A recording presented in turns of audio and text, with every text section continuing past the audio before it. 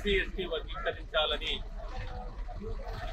రాష్ట్రాలకు అధికారం ఇస్తూ తీర్పు ఇవ్వడాన్ని యావత్ దళిత సమాజం తీవ్రంగా ఖండిస్తూ ఉన్నది. రాజ్యాంగంలోని ఆర్టికల్ 341 సవరిస్తే తప్ప, రాజ్యాంగ సవరణ చేస్తే తప్ప ఎస్సీ ఎస్టీలను విడదీసే హక్కు రాష్ట్రాలకు కానీ సుప్రీంకోర్టుకు కానీ లేదు.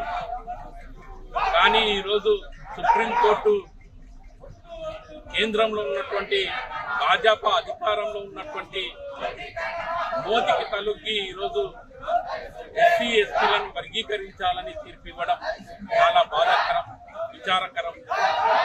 యావత్ దళిత సమాజం విచారం వ్యక్తం చేస్తూ ఉన్నది. దీన్ని మేము తీవ్రంగా ఖండిస్తా ఉన్నాం. ఖచ్చితంగా ఏదైతే సుప్రీంకోర్టు తీర్పు ఇచ్చిందో దాన్ని వెంటనే ఉపసంహరించుకోవాలని కూడా ఈ సందర్భంగా డిమాండ్ చేస్తూ ఉన్నాం.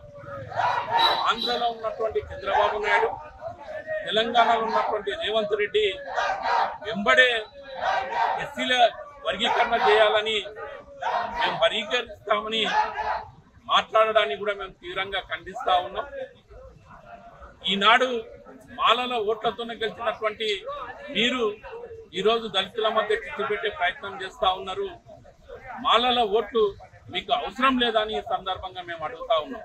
అంతేకాకుండా తెలుగు రాష్ట్రాల్లో ఉన్నటువంటి ప్రజాప్రతినిధులు ఖచ్చితంగా ఎమ్మెల్యేలు కానీ ఎంపీలు కానీ వెంటనే ఈ అంశాన్ని ముందుకు తీసుకొచ్చి వాళ్ళ మీద ఒత్తిడి తీసుకురావాల్సిన బాధ్యత మాలలుగా మీ పైన ఉన్నది. అది మీరు చేయకుండా ఉంటే ఖచ్చితంగా మీ ఇండ్లను కూడా మేము ముట్టడిస్తామని కూడా ఈ సందర్భంగా తెలియజేస్తా ఉన్నాం.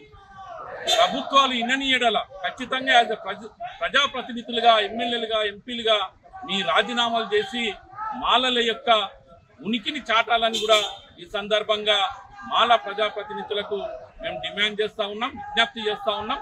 ఖచ్చితంగా ఏదైతే సుప్రీంకోర్టు తీర్పు ఇచ్చిందో ఆ తీర్పుని వెంటనే ఉపసంహరించుకోవాలని కూడా ఈ సందర్భంగా డిమాండ్ చేస్తాం. లేని ఏడల ఖచ్చితంగా దేశవ్యాప్త ఉద్యమానికి అన్ని మాల సంఘాలు కలిసి ఐక్యవేదికగా ఏర్పడి ఖచ్చితంగా ఉద్యమిస్తామని తెలియజేస్తాం. జై భీమ్, జై మాల.